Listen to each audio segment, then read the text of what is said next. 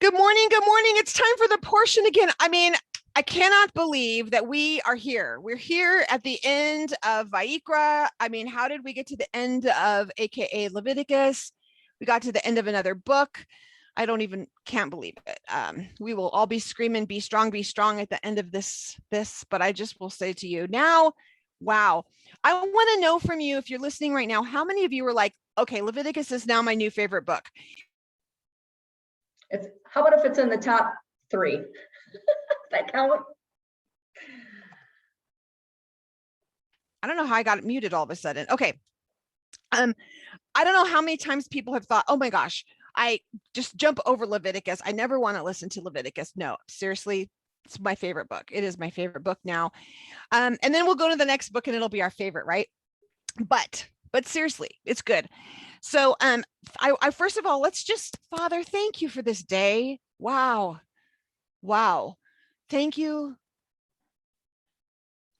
Thank you for everything. Father, no matter what we might be walking through, anyone here who's feeling stress, tension, pulled in different directions, Father, we thank you that your peace, your shalom fills in all those fragments. And today you're wanting to call us into your presence. You're wanting to bring restoration where there's been fracturing. So thank you for that this morning. And thank you for your peace and your shalom. Lord, I ask that you surround this time, you surround Jen and my words, that we submit them to you, that anything out of our mouths, Lord, that it would be acceptable in your sight, Father. Anything that's not you, please don't let anyone hear it. Just let it go over them and they never hear it. If it's not you, it's just us. We just love you. And I ask for a special blessing on every woman who listens to this now or the replay, that you bless them and you bless their homes. Thank you, Father. Special love going out to Brenda. Her mother did pass last night. She has reached her vanishing point and she's now with the Father. So Brenda is grieving today. So we just want to surround her. She's kind of anticipatory grieving for the last couple of weeks. It's been a lot of work. And for those of you who know Brenda's full-time caregiver for her husband, and then was full-time caregiving with her sister for her mother, taking shifts. So it's been a hard few weeks. So I ask for you all to just surround her in prayer. Would you mind that? Would you just have her for the next week? She needs a week of you. Pray for her. Just surround her for strength, for her, building her up, and so she can get back here, right? But we get a super special. I was praying, Father, I need help. And I just would love to have someone to help me, and jumping in, and so we can have days off sometimes, and randomly laughing, God incidents. Jen sent me a message and said, hey, if you ever need help, I would be super happy to help you. And we got to chat, and I'm like, of course, God is so good. Jen, thank you for jumping in today and pinch hitting for us. My pleasure.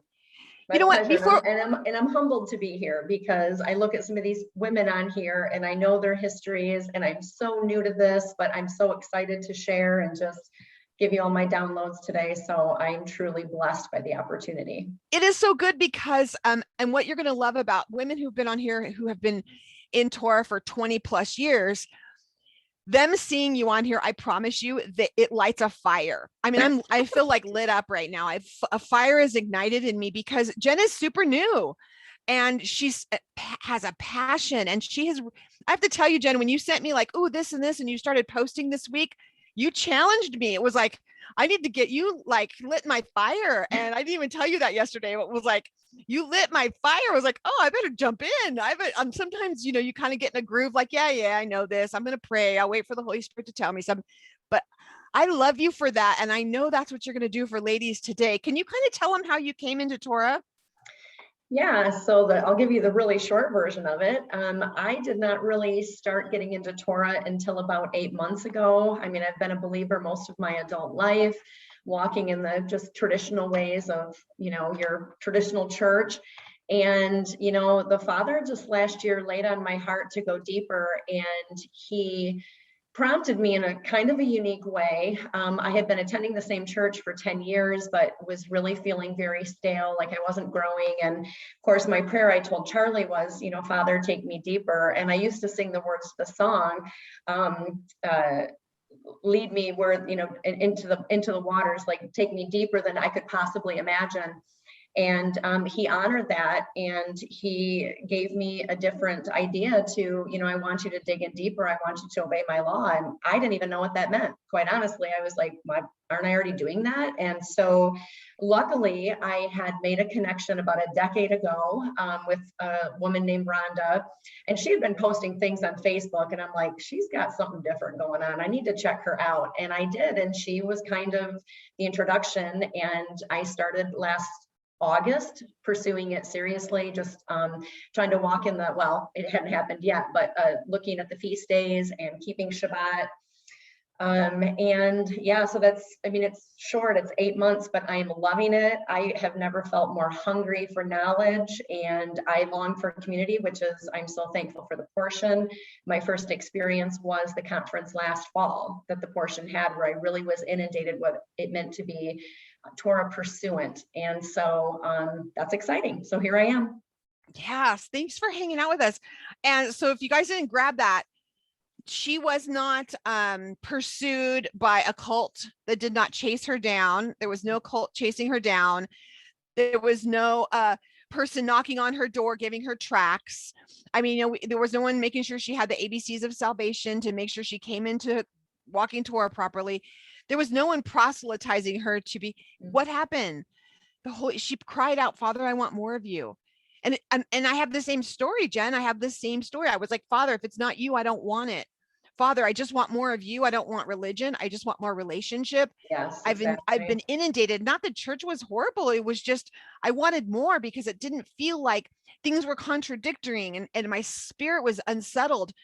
And the minute that I started crying that out, all of a sudden I noticed a difference in the calendars. And I was like, well, that doesn't make sense, and started studying that. And then of course it opened everything else. And Jenna, to be honest, I'm really excited hearing from you because I hear balance. I was not so lucky.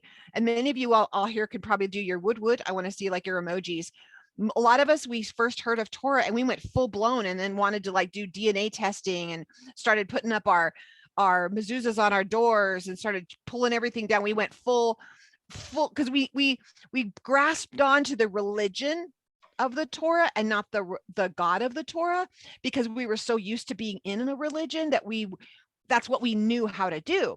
So we close to throwing literally the baby out with the bathwater. I got to the edge of that where I'm like, is there Jesus? I'm not sure. Like, I mean, I got there, full disclosure, and was like, whoa, where am I going with this?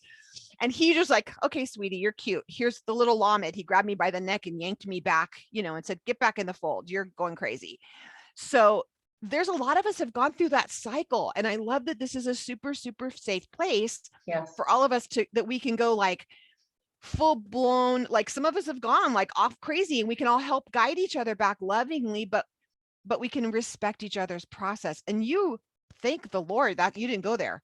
But I feel like it's easy to kind of go crazy because it literally was like someone smacked me upside the head, like, wake up, but I didn't understand it. That was the strange part, was I felt it and I knew it, but I didn't understand it. And so then you just go digging, deeping, searching, all of that. But I think I had moments where I was a little over the top, but I did settle pretty quickly because I had to just kind of trust that this is new and this is going to be a process. This is not going to be instantaneous. But that thought of feeling deceived or that, I had been working my whole life towards something that, and I never know where people are at, so I want to be very careful of not being judgmental, but I felt like I was engaging in so much paganism and I had no idea. So I was like, wait, what? Stop it all. But then he did say, you just need to walk with me. You're on a journey. This is not, some sort of sprint. Like, this is the marathon. I want you to stay convicted, stay in the flow, walk with me, listen to me, and follow me. And just let me do it in you instead of you feeling like you need to do it in yourself. That is the whole reason I started the Rooted Cafe, was because I was like, there's got to be other women who are feeling like me, who are feeling like like crazy. Like they just like there's so many things and overwhelmed by all the things and they don't really know how to put it in order. And like you said, like throw, oh, this is all pagan. Oh my gosh. And then they're like, well, can I do some of this? Well, what can I do?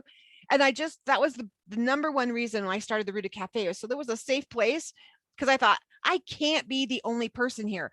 So I put myself out on a limb every week to say, I don't know this. And I've been doing this a long time and I don't know this. And that's the reason why.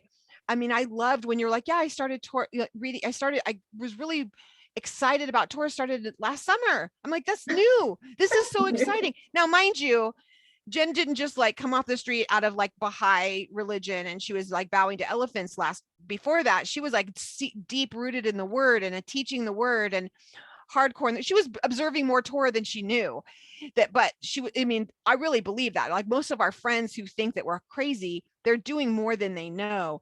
And most of it, to be honest, other than maybe they've gone into some other directions, which is fine. He'll lead us in all truth. But I love that about you. And can I just say, this is exciting. And I'm going to start in a weird place. And then I know you're going to be able to kind of take over for us in Leviticus, but I'm actually going to start in our Haftarah. I'm going to start in Jeremiah. I just want to do a quick little, I read something that I really want to chat about. I don't know about you guys, but I'm feeling like something's in the air. And I've heard, I love during office hours that there's ladies coming in, talking to me, or I've got to meet you recently in person. There's something in the air and it's not just the pollen. We're in Ogden, Utah. We stayed at a beautiful farm. There's something in the air, not just all the dust. I mean, we're covered in dust right now. There's something in the air. And if we sit for a minute, we could get caught up in it and we're going to be like, there's something in the air. It's like freaking us out. Or do we sit back and we're like, okay, Father, like, what are you doing in this? Where are you in this situation? What's happening? Because, and it seems like it started somewhere around Passover, like in this season of counting the Omer. It's kind of like last year. I felt like there were certain festivals I've never felt the times or seasons the way I had last year. The same is true with counting the Omer. Is anyone else feeling that this year? Like something's different. I feel like he is just stirring things up again. Like I need to call some things out in you. And he gave me opportunity to remind me, hey, see this little behavior you have? Not so great. See this little thing you do? Yeah, not so great. I'm not a fan. And he's really guiding me into direction. I know just the last few weeks, there's some areas I thought, wow, I really failed. My mouth needs to slow down. But we go in our Haftarah, we're in Jeremiah 16, 19 through 17, right around there. And I'm just going to give you the overall bottom line is we have Jeremiah. I'm going to say his name in English. Jeremiah. We have Jeremiah. He's in prison.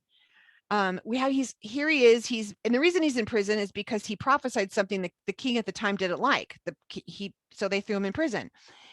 So then he's told, like, given this prophecy that he's supposed to redeem this property because he's actually a member of the Kohanim. He is one of the priesthood. He's a family member, right? And we read in this parsha, in this portion about how the Kohanim, the priests they had the priest cities, right, where they lived, and they had special times to be able to redeem that city if it got taken away or they lost it for mismanagement. There was a way to redeem it back, or if they sold it, how they could get it back.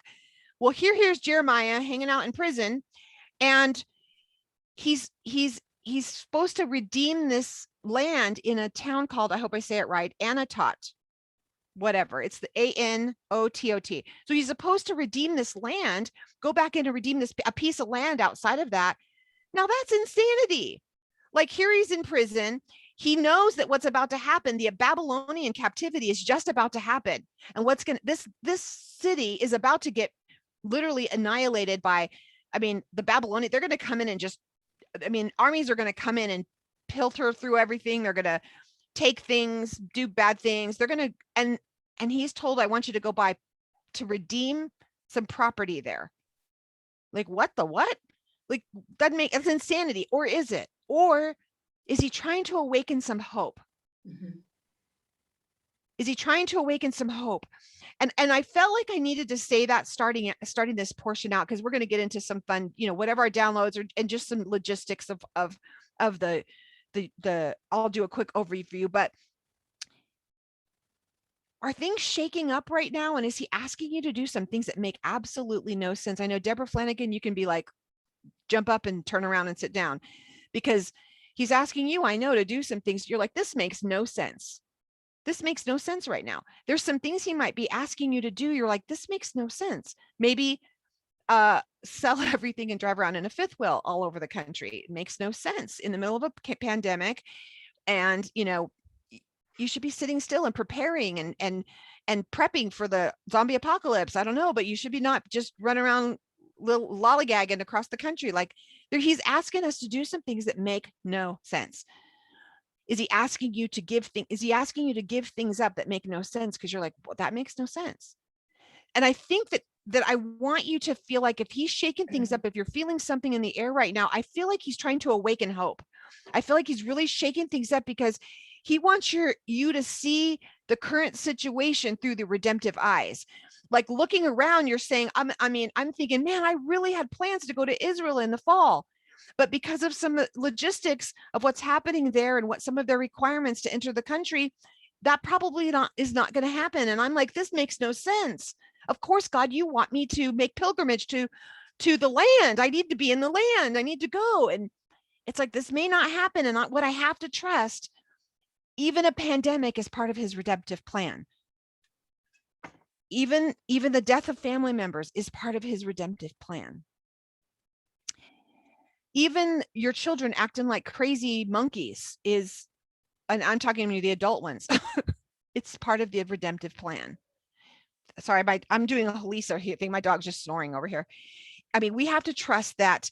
We have to see through his eyes of redemption. So can you sit it for just a second? Father, give us eyes to see the way Jeremiah saw hope, so that we can start speaking hope, not just for ourselves, but we're called to be the bearers of hope. What are you asking us to purchase? What are you asking us to invest in a situation that looks hopeless, so that we bring hope to the nations, that we are your eyes and your hands and your feet extended as we walk into talking this portion, so that people see hope and redemption in the middle of the chaos and the conflict.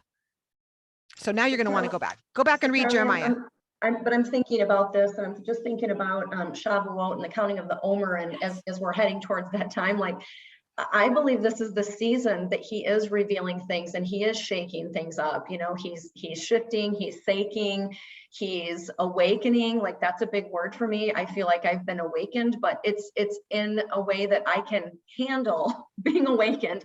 It's not necessarily a fire hose, because I don't know if I could do that, but he's given it to me as I'm able. But there are people who are commenting in the chat that, yes, I feel it. Like, I feel the movement, I feel the shaking, I feel the shifting. And I label it kind of as an awakening, because that's how I see it. But I was thinking of something when you were talking about Jeremiah and you were talking about hope. And I like to use the TS 2009 Bible. I just like the language and the wording. Sometimes it's not the only one I use, but when we look at Hebrews 1:1, and we look at, the definition of faith, and he says, belief of the substance is of what is expected. So we're obviously waiting in expectation that he's going to do something. But I love this version because I love the words in the second half, which is the proof of things unseen. And that proof is our ability to have action and move despite the uncertainty. And sometimes we feel like I had someone say to me last night, I teach at our homeless shelter, and I had a lady say, well, I feel like I just need to sit back and wait for God to talk to me. And I'm like, oh, honey, and it's not that he won't do that, but where is your faith in continuing to take steps forward, right? Despite the uncertainty, because he's got you. Like, keep praying and keep leaning in and keep listening. But despite the chaos around you and the shaking and the shifting, it doesn't mean that you need to just sit back. Sometimes we're called to sit back, be still and know that I am God, right? Like, we can sit back. But this feels like a different kind of season. Like, he's awakening people, and he's giving us the ability to reach out and to touch others and to share what we're learning, and to love learning Torah, and to be passionate about it, and to pursue. I feel like it's a season of pursuit. Yes. And as women we are like sly about that. Like, when we saw the guy we wanted, like, I was teasing my husband. We went to we went to Sunday church on Sunday, which was a whole nother story. We'll talk about another day, but I haven't been to Sunday church in a really long time. And I love the worship. It was really fun. They actually did great worship. It was very God centered. It was beautiful. It was a great day. It was actually, and they had baptisms afterwards. And I normally am at a Sunday church and I'm like knowing too much to be dangerous. So I'm like, that's not what that really means. That. But God was so good. And he let me go on Sunday to see how much he's healed me and how I can go. And I was just able to love and enjoy. Beautiful. But it was, the fun thing is I saw my husband from afar. He was over looking at some kids being baptized, and he went over and was over there, and I was across the courtyard. Huge church in Las Vegas, like the biggest one in Nevada. I go walking across and I see him from afar, and I'm like, man, I would go after him. Like he's a cutie. Like I like, if I didn't know him, I would know him. And I laugh at us because women, if we see something we want, whether it's a shirt on sale somewhere, or if it's the guy we think is, we know how to go after it. We might be a little sly about it, but it's time to pursue. I mean, it's the time to drop your rocks. If you guys were listening on Tuesday talk with Dr. Deb, she's like, ladies, drop your rocks, stop throwing them at people, and let's start going after the things of God. Let's start going after these things passionately, right? Hallelujah. I the opposite of that, when you said being still, I reached out to Holisa this week, and I said, excuse me, Dr. Alwine this week. I said, hey sis, how can I support you this week? How can I surround you and support you this week? I mean, prayer, but what else can I do for you? And she came back and said, go sit down somewhere, find a really neat place to sit with some rocks and sit and tell me what they're saying. Tell me what he's saying to you. Would you do that? Would you sit? And would you? Now, I mean, really, Holisa is asking me to tell her what God is saying to me. I'm like, now I'm embarrassed. What am I going to say? And so guess what? I was obedient. So when I was sitting there, Jen, all I kept hearing was the word languishing. Oh. And I'm like, well, that's a weird word. To be honest, I had to look it up. I'm like, languishing? What do you mean I'm languishing? And he says, you're languishing on the past. All you're talking about is last year. What's all the what you used to be, who you used to be, how things used to be, and that's what my people are languishing. They keep looking back. And if you're plowing a field and you're looking back, your rows are going to be cockadoodle. I mean, they're going to be all over the place. We need to look forward and quit languishing. And it's doing something, not sitting around languishing, which I feel that that's what 2020 kind of gave us, that spirit of languishing or kind of sitting around. And now he's like, get up. And he's calling us to pursue him, to pursue the things. And how many things are people posting on Facebook where there are these funny emojis or a funny thing? But are you posting things on there about I'm raising my hand here. Are you posting things about the things that you've learned in Torah? Are you afraid to say the T word because you just don't want the attack, or people be going, that's the law. I mean, that's just my house. Sorry. That's me. That's what happened. I sometimes am hesitant a little, Jen, because I don't want to get the. You know what? And I've been praying about that. Like that's been a prayer for me to pray for boldness in that, because I'm not ashamed of it. And that's the thing. Like if I act like I'm ashamed of it, what is my heart saying? Like what is the truth in me if I am afraid of it? So I'm finding myself, I'm starting to share it more with individuals. I've shared it with good friends. I've shared it with my mom and my family and other people where I can actually have conversations. I guess I never feel like Facebook is a safe place to post anything for judgment. So I don't go there, looking for certain things, but I will slowly release that. But in terms of a family and close friends, I'm trying to be more bold because I want to express that I'm thrilled with where I'm at. It's nothing to be ashamed of or fear, because this is where he's led me. And so I want to give honor to that. Yeah, very good. Well, we're going to talk about this week. I mean, we're really preparing for a destiny here. We have the children of Israel. They're at Mount Sinai. Remember, these people are not like understanding. We're going to be talking about a bunch of farming tech. We're talking about years of Jubilee, the Yovel. We're going to be talking about taking time off, how to treat your servants and slaves. And we're talking to a bunch of ex-slaves. So it's like talking to, my first thing, it's like talking to a bunch of addicts and you're trying to tell them about how to be millionaires. And they're like, what the what? I don't know. I don't know nothing about no millionaires. These people are like, I don't know nothing about no treated. What? I only know how I was treated as a slave. So I know how not to, I don't want to be treated like that again. So I guess that I can get. But then he starts talking about these agricultural terms, and he's talking about this land flowing with milk and honey, these things that they're going to, and how to take care of it. Isn't it beautiful, Jen, that he's like preparing them for their destiny? Because this transition is going to be uncomfortable, but he's preparing them like, this is what's going to happen. I want to set you guys up. This is how we're going to do things. And they're working towards something. We're going to, when I was reading through this, we're going to talk about, we go into, I'm going to tell you, and then the first portion is called Behar. And I want to break that down nerdy for you for a minute, because Brenda's not here, so someone has to. Please don't ask me to do that. But I'm excited to talk about what I got out of the Sabbath portion of this. But you break it down Hebrew first. So I love this thing, because what I love, my breakdown was I'll tell you the breakdown as far as the Hebrew, but I want to say my total overall takeaway from this first portion, because it's a double portion. We get a double portion this week. The first one, Behar, is that we are always working towards something. We're working towards a Sabbath. We're working towards our 7-year Sabbath. Then we're working for the Yovel, the year, the Jubilee, the seven, and the 7 years of 7. We're always working towards something. There is a hope. There's something that we're working towards. It's not, we have a destiny. We have something that we're always looking forward to, as opposed to just sitting in it's getting up, like you're saying, get up, arise, chase after something. I'm chasing after the Sabbath. I mean, on Sunday, I'm like, is it Sabbath? Is it Shabbat yet? Is it Shabbat yet? And Randy's like, we're a day closer. We're a day closer. So I just want to tell you about this section. Behar Sinai starts out. Behar Sinai. He says, he's telling them. It's interesting that both sections start with the letter bet, which the letter bet is in simplicity would be the I won't give you Brenda's energy levels of it, but it's a household. It's a temporary dwelling. Think about a tent. It's a place where you get instruction. It can be used as about a kingdom. It's interesting that both of them are set up, because he's about to tell, this is the kingdom principles. This is how I'm setting my house up. This is how we're setting things up. And we see both of these sections are set up like that. So the first one, Behar, we have a bet, a hay, and a resh. So we know the bet already is the house. It's a place of instruction. It's the place, the kingdom. It's a people. And then we have the hay, that's the place where we connect to the revelation. And we talk a lot about Isha being the difference between Ish, man, Isha, woman, is the hay at the end. And we're like, hey, because we literally open the windows up and we bring the revelation into the homes.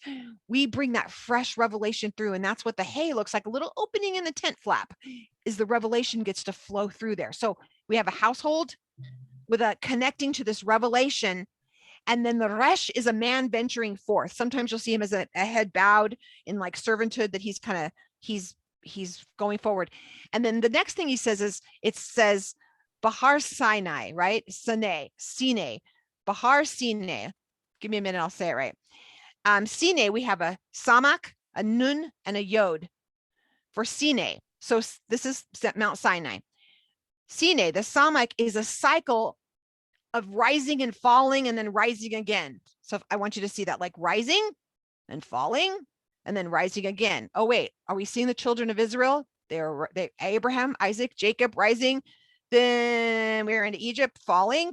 And now he's bringing them back to a place where he's going to have them rise again. Okay. The Nun is the servant or the son or the heir.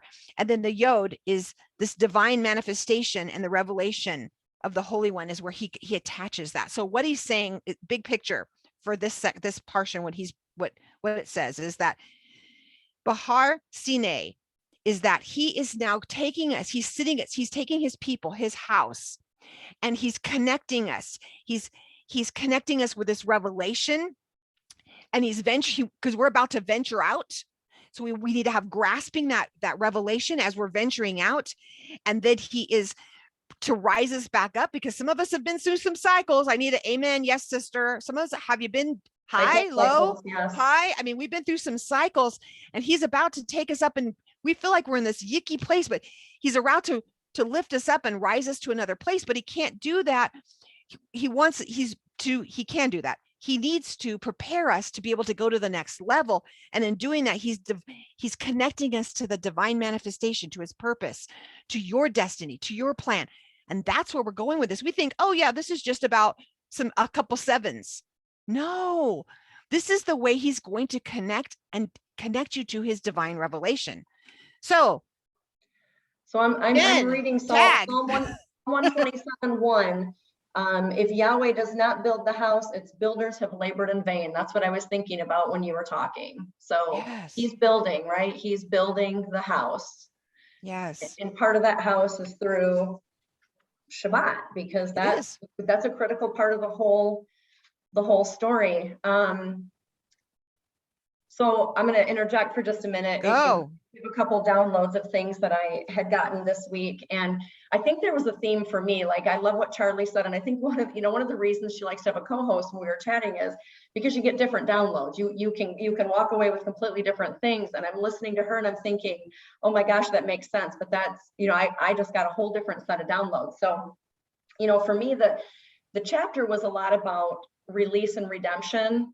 But one of the themes that I kept hearing throughout the whole portion, the double portion, was Shema, trust and obey. Shema. Yes. It just came through so clear. Shema, trust and obey, trust and obey. But there's this huge element of restoration that became a much bigger picture for me. So for someone who's just started honoring Shabbat and keeping the feast days and honoring his calendar. Previous to this study, I was looking at it as, okay, so it's a day set aside, for Yahweh. I'm going to study. I'm not going to cook. I'm not going to clean. I'm going to rest. It's funny because it felt very profound, but then I read this and I'm like, oh my gosh, I've barely scratched the surface on what it means to really honor and enter into the Sabbath or the Shabbat. It's so much deeper, and his purpose and intention is so much stronger. So I guess now I see it as differently. I see it as the restoration of all things. It can be about me that day, right? Because I'm wanting to honor him in that. But when he gave the Shabbat to the land, and you start thinking about, he wanted a Shabbat because he wanted the land to rest. He wanted the animals to rest. It's just this deep reminder that everything is under his authority, and that he commanded that this has to happen. Like, this is kind of a requirement. I want it for all things, not just for the people, but it gave me a different element of the critical nature of Shabbat. I mean, not that I didn't see it as critical before, but it's like I see it completely differently now. Like, this whole lens has just completely changed on how I view it. Because even thinking through that, if the people didn't honor it, they were exiled. That's how critical it was. It was really important. And so Charlie's talking about these cycles of up and down. And there's a lot of truth in that. And I started thinking, and I don't know all the answers, but my mind this week kept going to where they were exiled for disobedience, but was part of that disobedience them not honoring Shabbat. And because that's what the scripture this week says, Leviticus 26, 34, and 35. It talks about the fact that if they didn't honor it, they were exiled. And so that just gave me a deeper understanding of how important it is to him for his whole creation. Yeah. Not just humanity, but literally like the whole creation. I want to tab in on that just for a second. Is I'm curious if the exiled, they were exiled. The people were exiled if they didn't honor these things. One of the reasons this is the word according to Charlie, is that what I do know for fact is that when we're giving these, even in both of these portions, we're giving information like, when you do this, there'll be rain in the drought, blah, blah. This was over all the people, because you'll notice you're like, well, wait a minute. Look at gosh, I'm trying to think of someone like Jeremiah. Who was it? And here he's following like with 7,000 people, but they're still dealing with drought and there's no rain. Well, the thing with that is that Ezekiel? Who am I talking about? Anyways, so we will see people who are like, wow, but these guys are all following, but they're still having a drought. They're still dealing with lack of harvest, because this is spoken over a people. So unless nation, national. So it's a national thing. Mm-hmm. This is over the nations. I just being careful with that. This is not about our eternity. This is not about in the world to come. That's individual. That's where we're walking this out for our own personal blessings, for our own personal life and peace and shalom, so that we're not fragmented. However, we're also walking it out for the things for the world to come, because we're practicing for the world to come. We're also rewards and the things happening in the world to come. This is not about that right now. This is about a nation. And if not everyone in the nation is doing it, then it doesn't happen. So, sister, I would be exiling some people. I'd be like, yo, don't be messing with my blessing. So get out. Everybody, come on. I read something in a blog this week, and I wrote it down because it says, chapter, well, we're moving, this is kind of chapter 26 too, but it says, this is about the nation. It's not individual, that the cumulative effect of disobedience puts an entire nation at risk. So it's about the bigger picture. And it referred us back to Lot and his situation. And, if you can just find 50 righteous people, well, what about, 20, what about just 10, because they knew that there was just a lot happening in the land. And, or even look at Noah. I mean, there's so many times when we see that it's a nation, but it's, the land, the animals, everything that he owns, everything under his ownership and his kingship is impacted by that. Yeah. I think that it was prophetic, that what you just said is when we're told that it'll be like in the days of Noah, or it'll be like in the days of Sodom and Gomorrah. That was prophetic when he's asking, could there just be 10? I think now that was speaking to even now, can there just be 10? So I think the reason that we are not like the whole planet's on fire is because there's 10, because there's 10. We're holding on to the tallit saying, save us. That's actually a great thinking. Like, that's a great thought, that that there's the remnant, that is holding on in creating that. Yeah. So what did you get? What did you get for the Shabbat year? Yeah, I'm curious about the 7 years, the Shemitah year. Well, I think I got very little on the Shabbat year, because it was just that was a lot. Just thinking about, I felt so small. And I know that this wasn't the Most High giving, making me feel this way, but I think of how sometimes on Fridays, on prep day, I am like running around like a crazy person. I'm thinking how hard it is, because I have to get everything ready for the next day, because I also work full time, and, so I have to kind of take a half day from work to really, get the shopping, the cleaning, everything done. And then I started thinking about the year, and I'm thinking, have I ever had to really put my trust that long, 100% in his provision? And I just started thinking about what that would truly be like. And I mean, I guess I do every day in like the smaller things, but if someone said, well, for a whole year, you have to just, quit your job and just trust, or whatever, like that, it kind of takes it to a whole different level. It sure does. And, and releasing everyone, this is, and I searched this out quite a bit, and I encourage you to do the same. This is speaking for the land of Israel. A lot of people feel like, if you feel like taking that on outside of Israel, okay, but this is just for the land of Israel. But I still feel like in 7 years, I do believe that there's stuff we have to be looking at and seeing that we are the same. The year,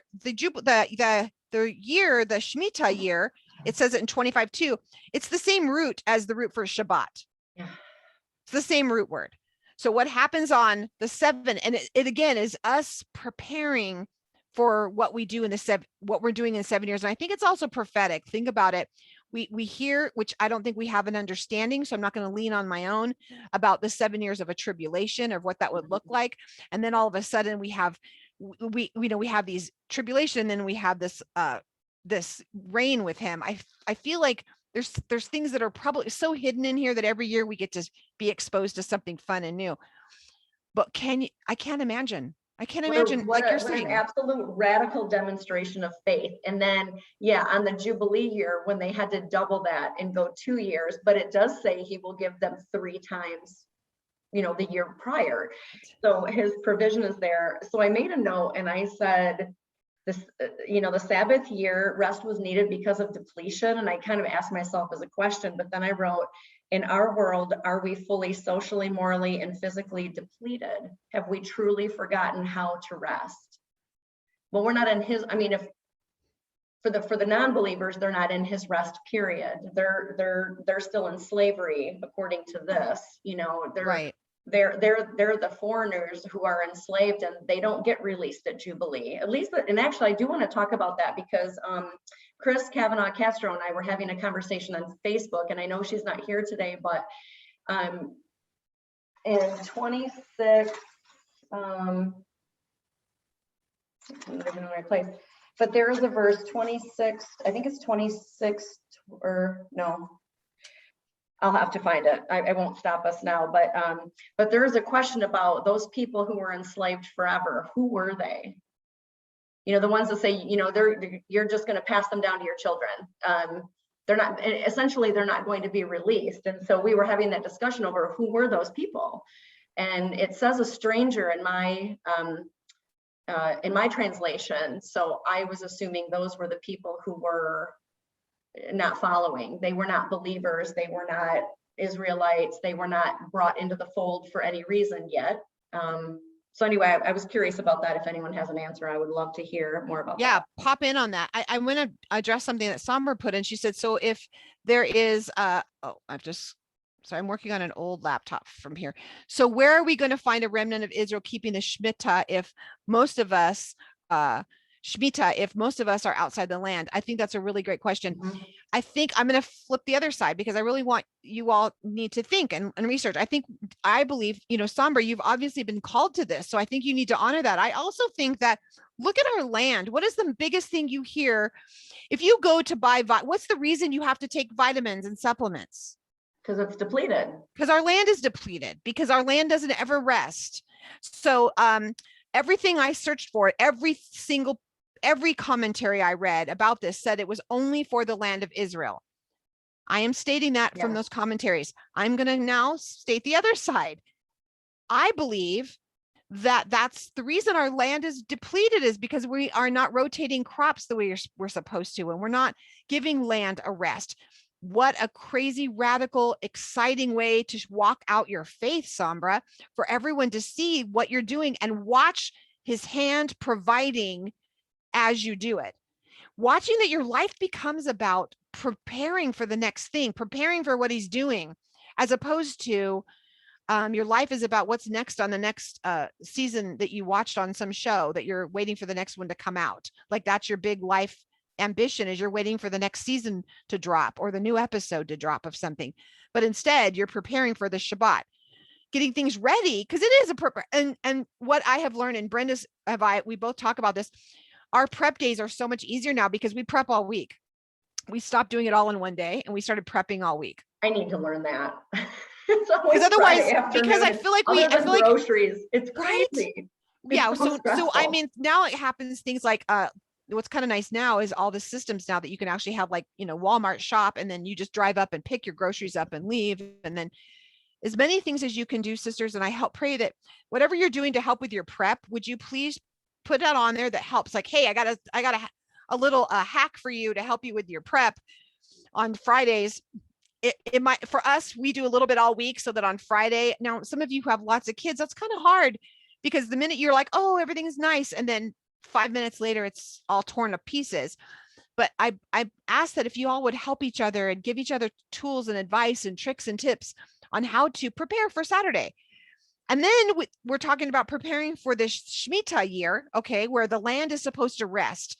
And it doesn't mean that you can't eat from the land. The land can still produce things. You're just not allowed to go in and prune them and till them. You could still go out and pull fruit off of it. You can still go out and eat, which I made a note to myself. I usually get some weird thing clicks in and I want to spend time on it. But this is one of the things I want to spend time on. It was like, the free land, the stuff that's giving away to everyone, you can eat on it. And then it was saying something like, as long as the animals have food and the other people have food, then you're allowed to keep what you've stored up. But when everyone else runs out, it's like you have to release everything, because it's all, you can't, there's no hoarding. So Erica has a really good question in the chat. I want to know the answer, and other people want to know the answer. And that is, spiritually, are we the land? Good. I mean, why not? Yes. I'll give you a Halisa answer. Yes. Of course. Yeah, I was reading somewhere, not this week, but before, and I wish I could remember the full context, and I can't, but something about when it talks about he will give, you know, rain and dew seasons, and he's talking about, you know, the provisions that come upon the land. And this goes into more of the blessings in the first part of chapter 26. But like the Torah being sort of significant for the rain, or I'm sorry, the rain being significant for the Torah, and then the plants being significant for the people. But I think the land and the plants, I mean, they're all part of creation and nature. So I just thought that was really cool. So I'm just like, Father, let, rain down on me, like, give me more of your Torah. Rain, rain, rain. Let me not be in a season of drought. I love this. And you know what? I don't know. We don't know all the answers, but what we do know is we know who has the answers. So what we know is this. We know that there's a reason this is put in there, and it's not just for, it was practical. It was a practical application. He was telling them, this is what's going to happen when you get into the land. And this is the cycles you're going to go through. And this is how you're going to protect things. And this is how you're going to keep from hoarding. And you're going to build a community of giving and redemption, because not one person is going to lord anything over anyone else. This is how you're going to treat people. This is how you're going to treat your provision. You don't own anything. Now, some of us feel very, he's taught me this lesson in the last 3-4 years, when he's had to sell everything and be basically nomads living in a temporary dwelling. But he's saying, you don't own anything. It's all, I can give it, I can take it. And I want you to share it. I want you to love. It's not our government's job to take care of the people. It's your job. It's your job to help them learn to catch the fish. It's your job to, even that, sometimes it's hard because it's holding someone accountable. And we don't, charity looks much different than most of us have been taught. Charity isn't giving someone a handout. It could be giving them a loan without interest. We'll see that's mentioned in here, right, later. But it doesn't look like what we think it does. It's not just like, oh, here's money. We'll, when they say we'll work for food, you say, great, I have this deck that needs finished. Do you do that? And if they, they have to really work for the food. I mean, there really is a whole nother level to charity, which we can do another time. But this is also telling us that he cares about generations. He cares about our generations, Jen. Yeah, and I was going to say, when we're thinking about Jubilee, you can take it to mean that it's just about like personal liberty, because people are being freed. But what about the idea of escaping like multi-generational poverty and just protecting an inheritance of future generations? Yes. And so that's what I was thinking of when you're talking about that. And there was another good comment in here from Ruth. She said, yes, talk about hoarding. That's leaving. In faith preparedness is not the same. That and faith preparedness is not the same. It isn't. I know that, and I'm in Mormon country right now. And so what I do know from my very good friends that are Mormon is they all have several weeks of food, and they have a stockpile in their homes. I mean, if there's an apocalypse happens, you want to live next to a Mormon, because they have food for it's not for just, if you ask them who's this for, and they say it's for my neighborhood. It's not just for them. It is for them, and it is for their family. So you take care of you take care of your family, then you take care of your brothers and sisters here, and then you take care of the neighbors. Like there's a level of which we take care, and it's not hoarding it all just for us. We take care of us and our families, and then we take care of our brothers and sisters in our faith. Then we take care of our neighbors. I mean, we're supposed to take care of our community.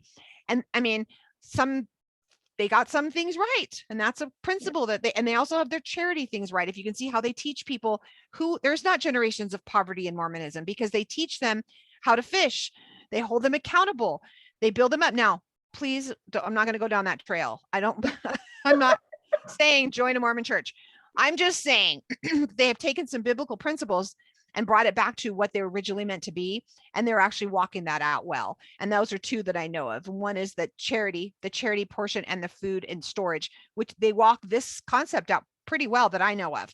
Well, I think the Jubilee speaks a lot to rebalancing community. Yes. The Jubilee year is all about rebalancing the community and equalizing things. And, I don't know that they really, I'm sure they had classes, but probably not the way we have it with, your middle class and whatever, but low income.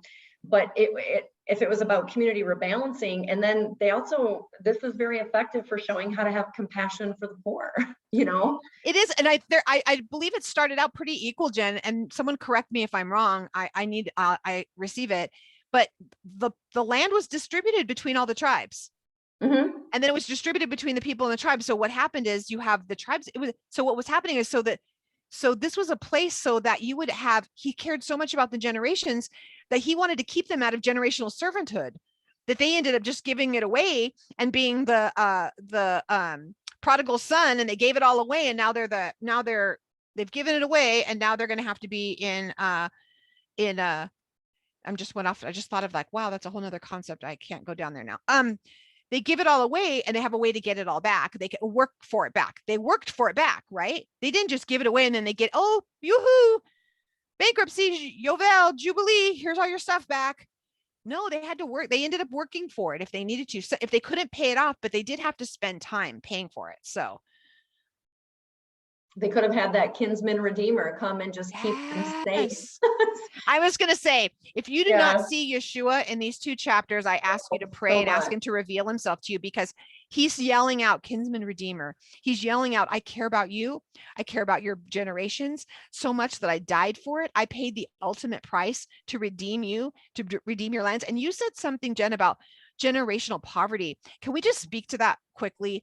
Sure. I spent some time with this, praying about it last night. I'm like, Father, you said you're going to restore what the cankerworm has devoured. You said you're going to restore. And there's a lot of women here who are living in generational poverty or have family members, or they're like, that's not fair. This was taken away. I work my hiney off. I don't know. I'm just want, Father, we thank you. We thank you that you are a redeemer and you're bringing things back, and that you are showing us how that we have worked, how we have made corrections so that we can be better managers, and that we're good stewards, that would be faithful in the little things so that you can trust us with big things. So anything about that you have about generational poverty? Did you get thoughts on that when you were talking about it? No, I mean, it just makes sense. I mean, you look at our economy and our situation, and you look at those who are raised in low income, and it's very, very hard to break the cycle. I've also done a lot of mission work in Africa, and you see that they have similar, like the culture of Africa is very similar to like what I'm reading here, because you would have 3 and 4 generations living in one home. And for the most part, they are banking on their animals bringing them income and their land bringing them income. They also don't own land. At least where I was at, it's like, it's not owned by them. Now the government doesn't say it's owned by Yahweh, but basically you can go out and find a piece of land not being used and you can use it. You can temporarily, you can build on it, whatever. And for generations, your family might take possession of that land. But if they have a family that starts in poverty, to get out of poverty is just impossible. And so it's interesting. And I don't think it's realistic. Like my husband and I were talking about this last night. I'm like, I wonder how we could incorporate this today. People with just huge houses, super expensive cars, $100,000 in college debt, just every 50 years to decide it's going to just go away. Our economy would never survive that. So it's just interesting that I don't know. I didn't really get much other than thinking through what we would do today. Like, what would that look like? There's so much stuff that's good that's like hopping up here on the chat. I did make a note that about this. We're going to go and jumping into the Yovel. What's really cool, the year of Jubilee, after seven sevens, the 50th year. So it's interesting because you have your 7th year is going to be a Shabbat year, like you had mentioned. And then the next following year, if it's the 49th year, then the following year, the 50th year, that whole entire year is also a Shabbat year. So you have a double Shabbat year. And like you were saying, he's telling them, I'm going to make provision for you. I'm going to take care of you. Don't worry about what you're going to eat. Look at the birds. Do you see them running crazy? No, they don't worry about it. I'm going to take care of you. I'm going to make this all happen for you. And it's all about that. And the horn that's blown, it's blown on Yom Kippur, but it's blown, isn't it, on the 10th day? So it's 10 days in. The shofar is blown, but the shofar, that's what the name of the shofar is called, the Yovel. Yeah. And that's why they'll say it's the Jubilee. We've translated as Jubilee. But the word is Yovel, Yovel, that's English, is Yovel. And that is the what shepherds use to call the sheep home. It's the same horn that's used so that they know where home is and they come back to the proper place, to bring things back to the proper place. Yeah. And so it was a system set up, like you said, and I'm like, Father, we're so far behind this. And I know in the world to come that you have this amazing system already set up on heaven as it is on earth, but how can we do it here? How can we do it on earth as it is in heaven? How can we do that? How can we do that? Does any, I mean, it would be crazy. Like you said, it'd be like literally taking the sheet and going whoosh, and everything, like clearing everything out. And maybe that's what he's doing. And we're fighting it. Well, somebody asked earlier in the chat, and I don't remember exactly what it was. I should probably try to scroll back, or I'm paraphrasing. So if I don't say it correctly, but something about how, you know, oh, I have to go back and find it, but something about if we're not all in the land. Did you read that one, Charlie? Yeah, who would yeah, I think I answered that. That was from Sombra. She said, if we're not all in the land, someone has to, we have to be a remnant. Yes, yes, yes, that was the comment. And I thought that was a brilliant comment. I loved it. And it really got me thinking about if we're being awakened now, will one of the next steps be to call us back to the land? And what does that actually mean and look like? Like, I thought about that this week. So her comment really stuck out in my head. Like, I thought about that this week, but I never really returned to it to think about an answer. Oh, there's so many great comments through here. Maybe when we get to the end, we could go through and look at those. I do have to point out, though, my favorite comment so far was from Misty, and she said, my Jubilee starts this month. Rebalancing reminds me of the GPS saying recalculating. I thought that was so cute. Recalculating, so recalculating. True, Misty, Darlene, Darlene, I see you shaking your head. I have tiny little like icons of people's faces, but I do see your head shaking. I know Darlene I got to see Darlene. I haven't seen her in a couple years, and we got to see each other in person. And she drove in from Orange County, drove to Vegas, where I was at the Air Force Base, and we got to see each other. And she was her thing was getting her lost and like recalculating because like roads were blocked and construction was happening, and so she was kind of having to navigate her own way around. And I saw that. I think that's really, really good. You know, it's interesting, Jen, that Jericho was actually the first city with the blowing the yovels. It was the first city to come home. After the 7 times around, it was a demonstration to them. It was the first city to come home, to be restored back to the proper owners. I think that's cool. Yeah, that's very cool. I didn't think about that, but yes. Fabulous thought. Anything else about those two things about the before we hop into our next section?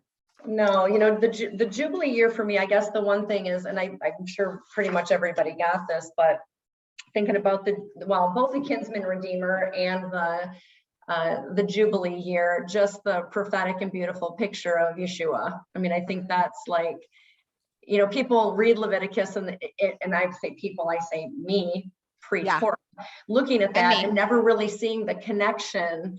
And now reading it this time and seeing that connection of that beautiful prophetic picture of not only him being the kinsman redeemer, but also just seeing him in the year of Jubilee, that it is just a year of restoration and all debt is paid. And that's what he did for us on the stake. So good. If we're not seeing Yeshua in Torah, then we are seeing it as the law, you know, then we are throwing the baby out with the bathwater. Then we are attaching to the law of Torah and not the God of Torah. We're not seeing him, seeing his beautiful redemption and seeing his grace and his salvation through every bit of it. Look at all kinds of salvation, all right here. I mean, all of this, we could stay here forever and just go. And we go into the next section. And the next section, I had to pull up the name so I could say it properly. Ready? Here, because this is kind of fun to say it. Behar-Bechukotai. Now, some of you might think we're speaking in tongues. Behar-Bechukotai. Bechukotai. Behar-Bechukotai. Ready? And it's been translated in English as in my statutes. Now, one of the things about the Behar-Bechukotai, if something is like, I think it's the Behu part, if it the Behar-Bechukotai, I want to say it's the section, it's the statutes that are because I said so.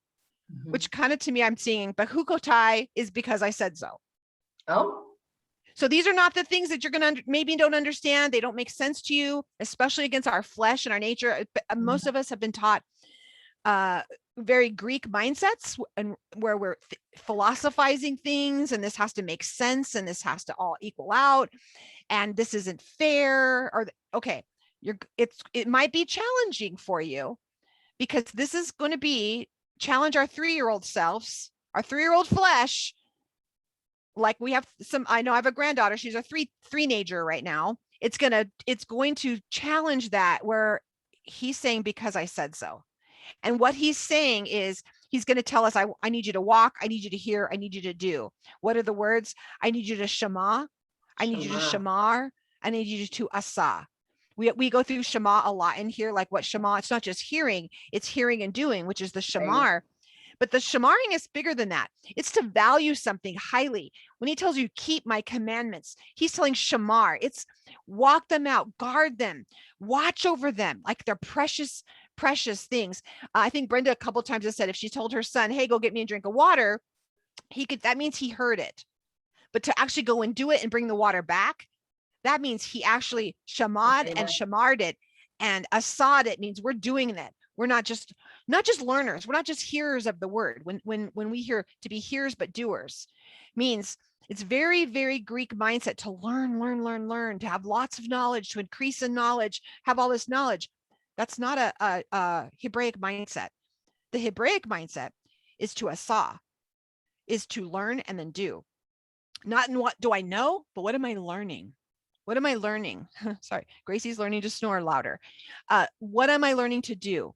And that's what this is. He's telling us, I need you to listen like your 3-year-old when you're looking at it. Now listen, don't touch the stove. Don't run in the middle of the street. These are the things you need to not do. And these are the things I want you to do. And why? If you do this, you'll get candy. If you do this, you'll get more screen time. I hear that's a big thing now. If you do this, you won't get put in a corner. You won't be put on restriction. You won't have things taken away from you. I love that as I don't like the English word curse that's attached to this, because we know, in which we've beaten it to death, the word curse in Hebrew is actually a restriction. You will be restricted.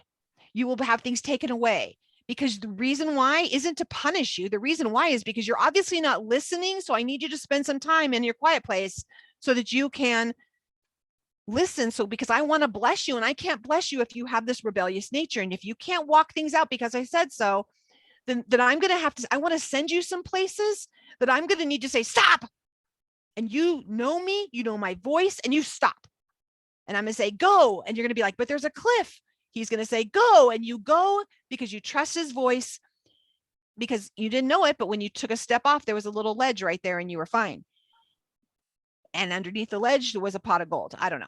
But he's wanting to guide and direct us down this. And I think you started that. If he doesn't build the house, we labor in vain.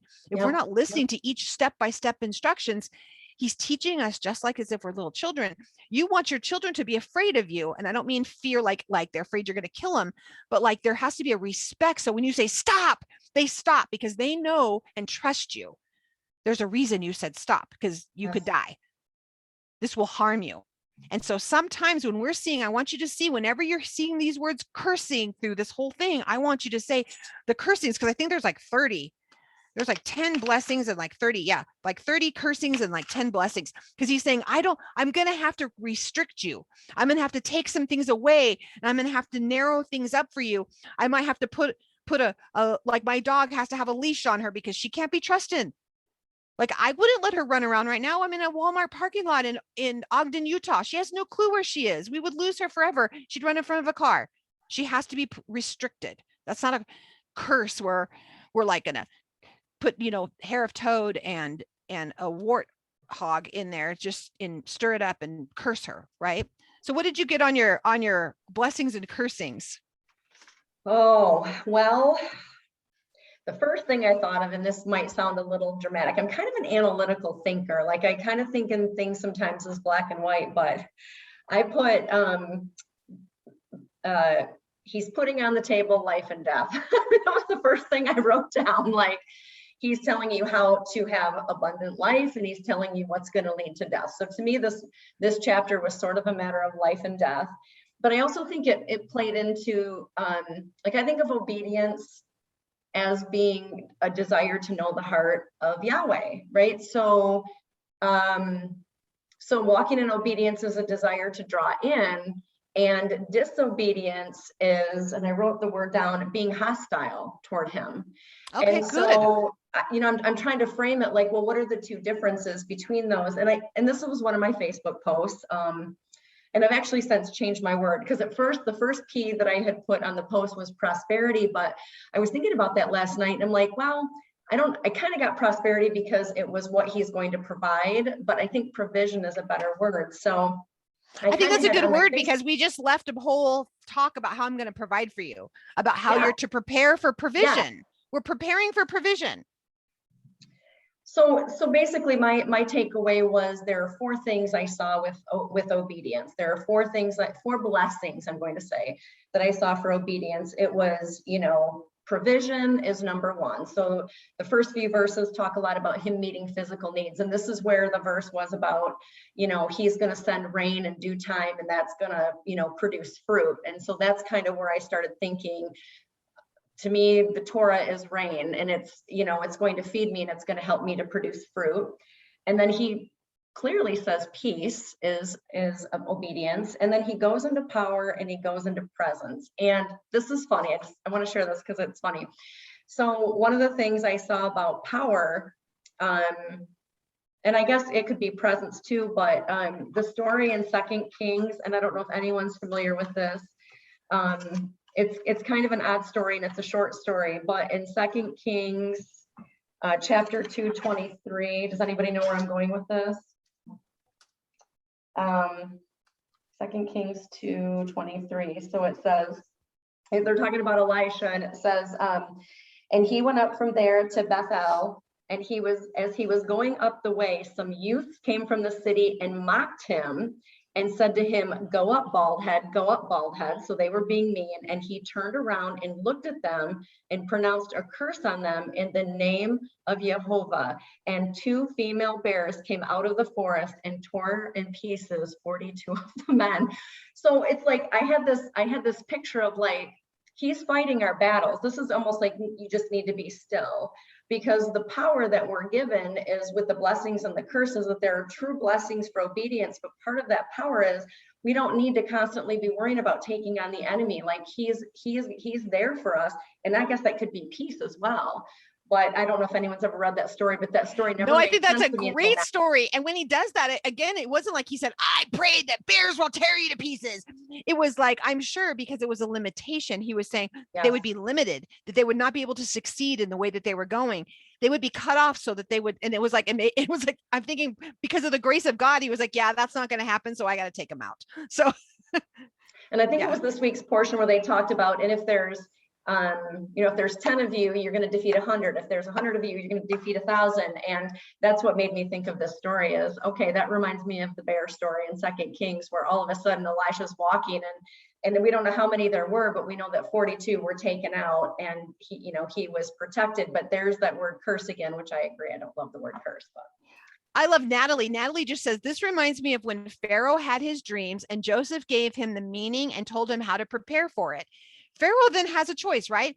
He could either prepare and repeat and reap the benefits, or ignore it, disobey, and suffer the consequences. And I think I love that. It's like, we have consequences. Here's what's going to happen. Right. How many of you have, I want to see, like, tell me how many children you have. 1, 2, 3, 7, 20. I want to know how many children that you have in here, and how, and you have favorites. Like I don't have, and you can't say this out loud in your home. Let's just say some of them are easier to love. Some of them are easier to bless. Some of them are easier to not limit. Some of them require you to limit them because they will hurt themselves, because they need to be tempered. Because it's not that they're bad, it's not that they're evil, it's just that they need to be tempered. And some of them have very strong inclinations to things that they need to be tempered. Some of them may need to be set outside the camp and learn. Maybe they need to be sitting in the corner.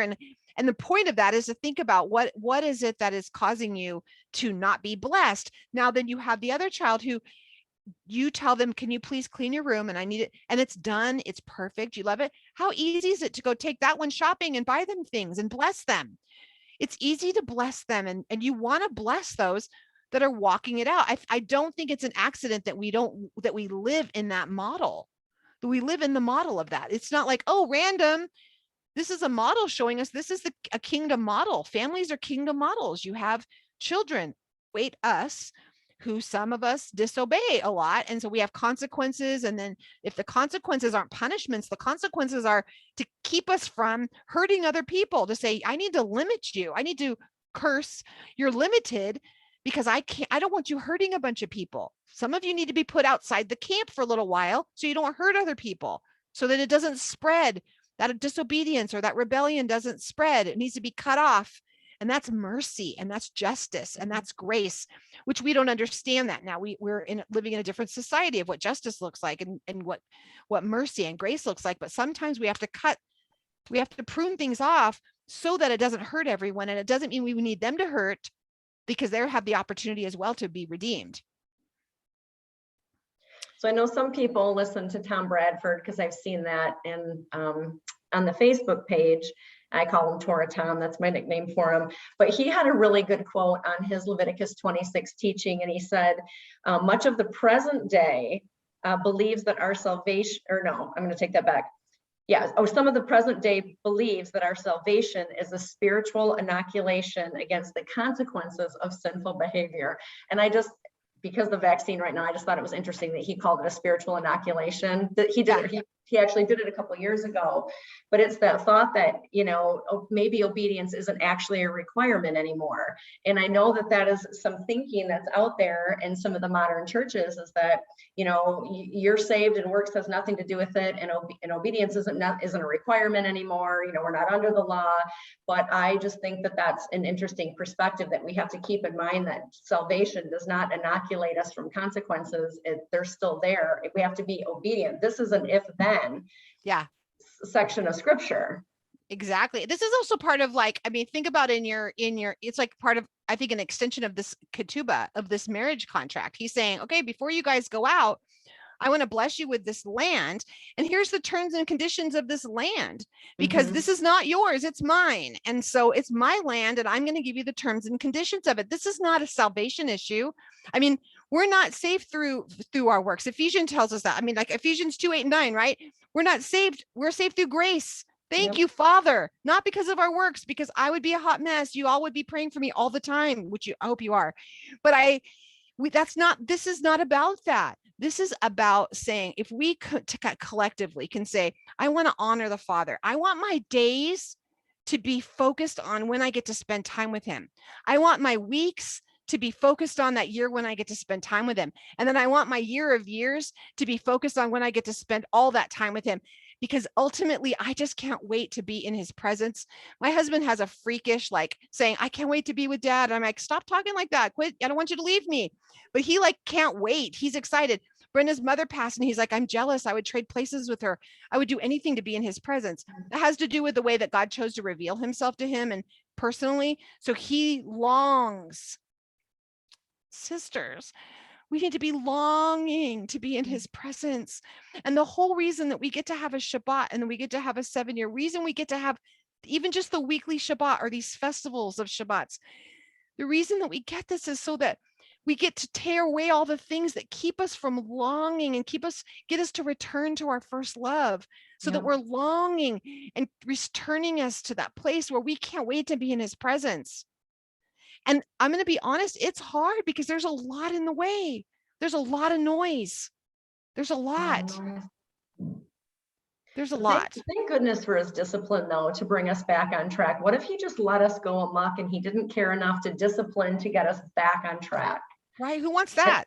Right. Have you seen those kids that their parents just don't care? And then you have the moms that are, oh, they're so mean and strict. No, it's because they love them, and they don't want them hit by a car, or they don't want them kidnapped and sold into slavery somewhere. It's like, there's a reason that we're told, even in this portion, we're talking about now, that how do you even deal with the goyim? How do you deal with those unbelievers? How do you deal with the Gentiles? How do you deal with the people that aren't walking in, I won't say not Gentiles, but how do you believe with those that are not even grafted in? They're just like doing their own thing. How do you deal with them? You deal with them with dignity. You don't overcharge people. That was the reason that Yeshua went into the temple and was turning tables over, is because they were measuring things out. They were ripping people off, and the scales were not balanced. And that it wasn't because they were selling things. I mean, that was typical to be like helping people. You could buy like doves if you didn't have a dove or whatever, like they helping people, but they were doing it.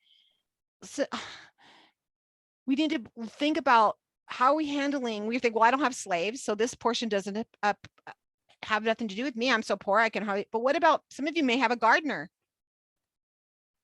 How are you treating the gardener?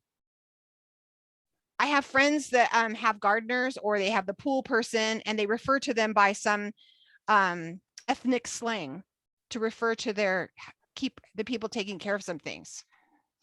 Believers, how are we talking about? Are we treating the people who are serving us with dignity? How are you talking to the woman at Walmart?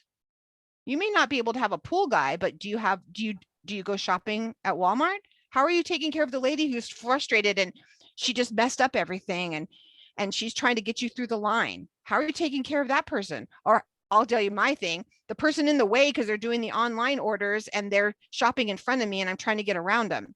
How am I treating those people? Mm-hmm. How are you treating the lady in the drive-through if you're just running through the drive-through really quick? How are you treating those people? Because those people are serving you. How are you treating the lady bringing you your food if you get to go out to eat every once in a while? How are you treating people? I know, how crazy is this? We're ending the book of Leviticus with how to treat people, how to bring dignity to them, how to bring redemption to them. And no matter how bad we mess it up, he's showing us, no matter how bad you mess things up, I'm giving opportunity to bring redemption. I will save you from your enemies, and I'm going to eventually, and I will restore you, and I'll keep them from utterly destroying you if you walk in my ways. That's good. Our job is just to care for each other. And that it seems like a very simple way to break these two portions down, especially the second one. How are you caring for one another? How are we preparing? We have, we talked about the first section in Behar, but how are we doing this in Bechukotai? God bless me. How are we doing? How are we doing that in this parsha? I challenge all of you to say Bechukotai because it's just fun. Say it a bunch of times. Bechukotai. Bechukotai. Bechukotai. It is a very fun word. It's a fun word. It's a fun word. Oh. Yeah, I think that's powerful, and it's it just comes into the two greatest commandments, right? Like, love the Holy One first and foremost with all your heart, and secondly, love your neighbor. And this gives us some instruction on how to care for those that are a little less fortunate, and how to keep the scales a little more balanced, and not be prideful and think of ourselves as elevated above other people when you're running through Walmart, or you're getting a coffee, or someone's cleaning your house, or whatever it is, just to think that they have value. Yeah, and we need to honor that. And how about you look for their value? Can I challenge you to look for their value? Because there might be someone here who might be a displaced. Maybe they have come here as a refugee, and we're called to love the refugee, right? What if we have a person they're a refugee, and I've known women who have been working as in like a hospital, or working in really lowly positions, even in janitorial positions, and in their country they were physicians, they were dentists, and they can't get through the system here.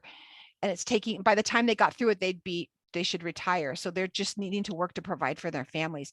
I mean, that shouldn't make a difference. We should be treating everyone with dignity. Anyways, I want you to read this weekend. I want you to read Matthew 20, 25 through 28 again.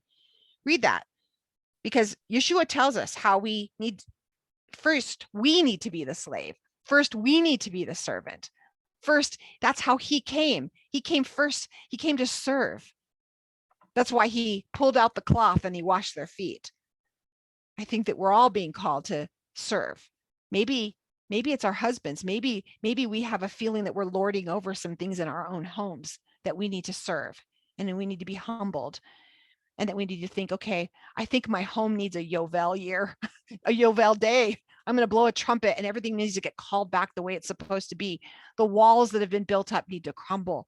The things that have been built up in here, the debts of unforgiveness in our hearts that have been built up. It's time to release those, and to release the captives, because that's what he said. He said he came to release the captives. And that's what he's called us to do. We see it in Isaiah proclaiming it. We see Yeshua fulfilling it. He's calling us to do the same thing. We're supposed to speak life and release the captives. That's what these portions are about, releasing the captive. Jen, Boom. thank you so I feel much like it's a mic drop right there. Right? Thank you. Thank you for hanging out with us. This was so great. You're coming back. I'm so excited. Well, there's a couple of cool comments in the chat. So Amber said, preparing our hearts for community and for our purpose. And Kathy said she heard this week, first do no harm. And although it was referring to medical people, but it can also be applied to our personal life and for those in our sphere of influence. And then the scripture you mentioned was Matthew what? Matthew, of course, Carol, because I shut my papers. Well, it was something Matthew 20, 25 through 28. 20 sorry. to 25, 28. Yeah. And remember, some of the things you're going to be reading this weekend in Behar-Bechukotai, you're going to read this and you're going to be like, this makes no sense. But just remember, it's a because I said so. That's my translation of Bechukotai, because I said so. Because I know better than you. Because, oh, wait, I'm God, created the universe, did a couple things you can't. Stop being a three-nager and walk it out. And if you want to know how to let your land rest, get a hold of Sombra. And she's preparing for the Yovel. So as soon as Canadian borders are open, we can all come to her house and celebrate with her. So you have more preparing to do, Sombra, because you got some visitors coming. We love you so much. Thank you for your wisdom. Yeah, that was blessings. Good. I feel very It's my love language to feed people. So you're all welcome. Yay. Yay. Love that. Hey, Jen, would you close us out? Would you bless the ladies? Oh, absolutely. They enter in their Shabbats. Minnie Pietra in South Africa, she's already in her Shabbat. Okay. Would you prepare us? I will. Oh, Heavenly Father, we just come before you so humbled to be in your word and to take the time out of our busy, hectic week as even on this prep day, we're preparing to enter into your rest. We thank you, Father, for every woman that you've brought into this place right now and every woman that will watch it going forward as it's recorded. We thank you for the portion. We thank you for the leadership. We thank you for all of the amazing women that you have spoken to who are pouring into others. We pray, Father, that we would take this scripture, take this end of Leviticus, and we would just implant it in our hearts, Father, that you would give us wisdom and discernment and understanding, and that you would allow us to just be filled with your word. I thank you for all of the insight that you have put into my head and all the things I will be sorting through.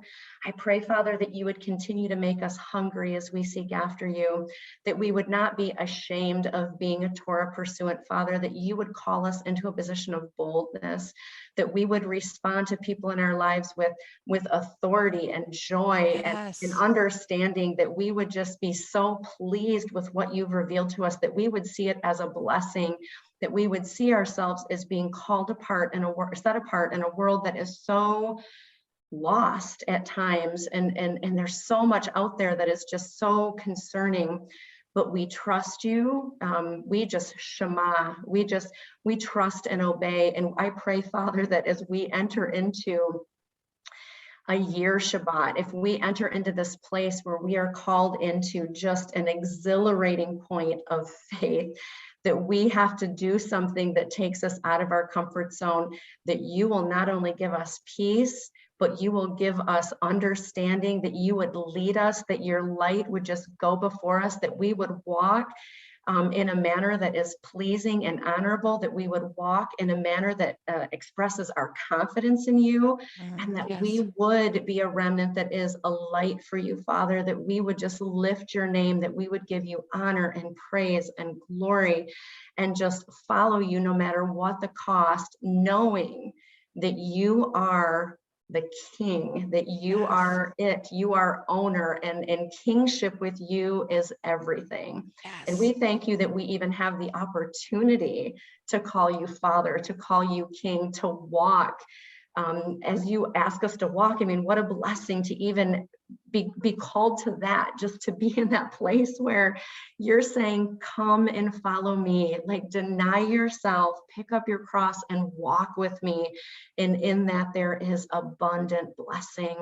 We thank you for Yeshua. We thank you, Father, for what he did on the cross. We just thank you for the jubilee that he is for us, that he has redeemed us, that he has paid the penalty, and that we can walk in freedom.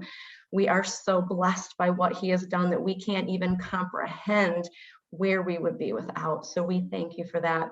And may we enter into the Shabbat this evening, Father, feeling joy and peace and your presence. And we pray all of this in the name of your son, Yeshua.